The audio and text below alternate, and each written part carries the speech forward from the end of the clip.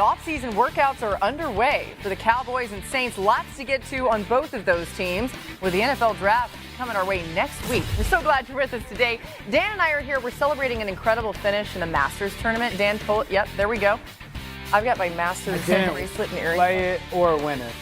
Congratulations, I loved it. It was exceptional. Mina Kimes, Adam Schefter, joining us, of course, for the hour. Let's begin with the Cowboys, you guys. The Cowboys have had a lot of turnover this offseason. Mike McCarthy is out. Brian Schottenheimer, the new head coach. 9-time Pro Bowler Zach Martin retired, and DeMarcus Lawrence left for Seattle after 11 seasons in Dallas.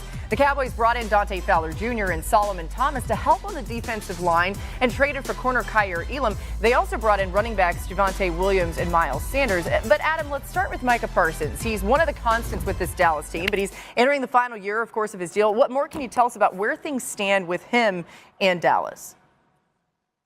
Well, interesting today, Laura, the fact that he was in attendance for the first day of the voluntary off-season workout program, because he wasn't always there in much of the parts of the last two off seasons. But today, on the first day that Brian Schottenheimer really takes over coaching his team, Micah Parsons was there. And I think it's reflective of the ongoing conversations that the two sides have had this offseason, or should we say that Micah Parsons and Jerry Jones have had this offseason, where it seems like it's tracking at some point for the two sides to be able to get a deal done. There's no reason that the Cowboys shouldn't be able to get a deal done with Micah Parsons at some point this offseason. Don't think there's very much new there right now, but I think there has been some progress. There's a good feeling on both sides, and there's a belief that this deal can and eventually will get done for both sides. Both sides need it to get done, and it certainly sounds like it has a real chance to get done this offseason. And the fact that Micah was there,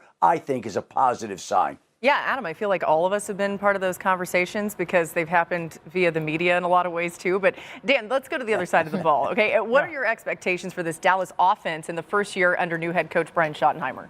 I think it looks-wise will be a 180 to what we've seen with this Cowboys offense be under Mike McCarthy. Much more modern. At least if you go back to the time that Brian Schottenheimer last was a play caller in Seattle, a lot of the modern elements that we talk about with offensive football, the play action percentage of 3 wide receiver sets, and then the use of motion. I actually want to see that motion go up. Now, if you look all the way at the bottom, that's the one thing that I do believe has to change just a little bit, is they ran the football on design runs more than half of their first downs. And modern football, the best down to throw the football on is first down. So if he could take some of those schematic things that were in Seattle and maybe deviate a little bit to just such commitment to running the ball on first down, I like a lot of what at least his past shows for what this offense can become.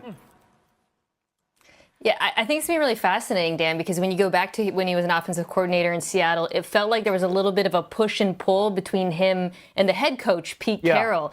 You alluded to the fact that, they ran the ball on first down. I wonder how much of that was Pete, who loved running the football. How much of it was Schottenheimer? I think we're going to find out now that he's got his chance to completely run the show in Dallas. I agree with you, though, about the nature of the offense. It also reflects how he talked about it when he was introduced.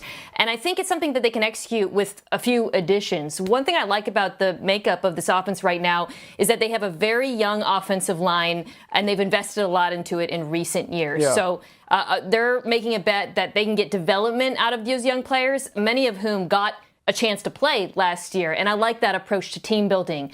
They got to add a wide receiver. They also have to add a running back. And I actually really love where they're picking in the draft for those needs. A common name who you hear associated with him, if Tedero McMillan is gone, is Matthew Golden. Dan talked about the motion, the play action. Having somebody with that sort of speed to line up at the Z receiver outside of CeeDee Lamb, I really like that pairing, especially in the context of the offense you described. I like both of them receiver-wise in Dallas. I actually think Dallas should take a first-round wide receiver at number 12. McMillan, completely opposite skill set and body frame than CeeDee Lamb. I like the Golden element and something, Mina, that he's done at Texas. When I go and look at that graphic that we put up about Schottenheimer, that second level was the 3 wide receiver sets. They were top 10 in the NFL. You can't do that right now in Dallas. Yeah. So that's not only a need for them, but it's also like the schematic way that Schottenheimer, at least in his past, again, wants to play football. Be interesting if they do end up going wide receiver with that pick in the first round. Yeah. McMillan is I think that they big should. body. He can win in matchups, and then you've got Golden, who's just so fast, and he's a big play guy too. All right, so we did know, Adam, that Dak Prescott is feeling healthier. What's going on with his status right now? Yeah.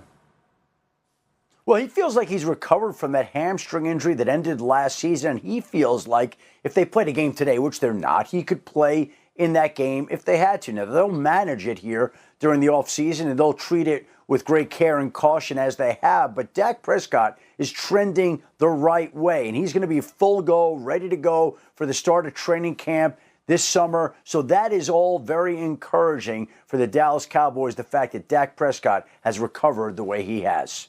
All right, we'll leave that here. Keep an eye on the Cowboys for sure. But let's go to the Saints, whose offseason workouts also begin today. Derek Carr is dealing with a shoulder injury. More injury updates from Adam. What more can you tell us about Carr's injury and what it means for the Saints QB room, Adam? Well, this is something that the Saints have known about for a while, and it's something that bothered him last season. But now it's come out that maybe he is facing the prospect of having surgery that could derail a major, if not all, of his 2025 season. It's a peculiar situation. It seems like there's a lot going on here. There's more than we've heard so far, and we're waiting more details to come in about this particular situation. But if we go back and look, it seemed like there was some issues between the Saints and Derek Carr in trying to get a new contract done. Then they get the new contract done. Now there's conversation, speculation about whether the Saints would be drafting a quarterback. Carr is going to the last year of his deal. It just seems like there's a lot of things going on here right now, more unknowns than known. What's known right now is Derek Carr has a shoulder injury that he's had. He could miss time. And now we wait to see what's causing that, where it goes, what happens. A lot to still be determined in this particular situation. When Adam frames something that way, it means, okay, pay attention to this. Watch this. Something's happening there. I mean, with what we know right now, should the uncertainty around Carr's health impact what the Saints do early in the draft? No, absolutely not. If they loved one of the quarterbacks enough to draft him with Derek Carr, go ahead and take him. But Derek Carr's injury shouldn't make them reach for a quarterback or change their mind. It really comes down to how they evaluate those two players, Shedeur Sanders and Jackson Dart, after Cam Ward, who's going to be gone by then. And I'll add this, Stan, a concern of mine with the Saints taking a quarterback is this team is very far from being a quarterback away, and I would worry a little bit about a young quarterback being thrust into action. To my eye, they need offensive tackle, wide receiver. You know, Chris Olave's got his injury history on that side of the ball. You could add running back as well behind Kamara. And then on the other side, all three levels, they got to get younger and faster. So, look, if they really love one of the quarterbacks, you take the quarterback because who knows when you're going to get another chance. But I'm just saying I would be a little bit wary given the state of this roster. So my initial point was going to be, does Kellen Moore want a running quarterback? But I do think it's worth having a conversation around the talking point of you only draft them if you love them. What happens if you really like them? You know, there are quarterbacks that are just good players. And if teams are